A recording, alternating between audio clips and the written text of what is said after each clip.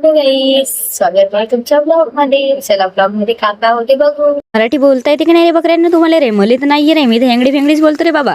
आता तुम्ही काहीच म्हणा, पण मी तर अशीच मराठी बोलतो बाबा. मग कमेंट मध्ये नको म्हणशाल बाबा तुले मराठी बोलता नाहीये म्हणून शेर ना. मग काही ना काही इमोजी नको पाठवू चला अजून. माझी तर तुम्ही खतरनाक वाली बेइज्जतीच करता इमोजी पाठवून शेर ना. आहे का नाही माझी मराठी खतरनाक? मी अशीच बोलतो, मला असेच बोलता येते. काऊन की गावाकडे असेच बोलतेत ना, तर गावाकडची बाई आहे मी, तर गावाकडे असेच बोलतो. अजून माझ्या दातासाठी म्हणत होते ना तुम्ही, तर माझे दात ना असेच आहेत बचपन पासून. काऊन सांगू? काऊन की मी पहिल्यापासून माती खात होतो, गोटा खात होतो, म्हणून शाना असे झाले माझे दात. हे पहा असे दिसतात.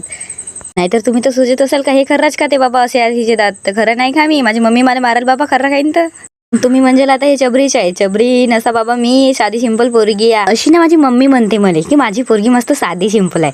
हो साधी सिंपल तर हा मी, पण कामच चांगली नाही करा का. काही काम करावं जाताना पुरा अनहोनी करून देता गाईज. मी का सांगू तुम्हाला यार. मग चालू होऊन जाते माझी ऍक्टिंग, कर्म करणे जाते हो कांड हो जाते, ऐसी वाली बात है गाईज. चला आता ब्लॉग खतम करतो गाईज. तुम्हाला बहुत सारी मराठी सांगलो मी ना. मराठी मला ये नाही, पण मराठी बोलून टाकलो बाबा.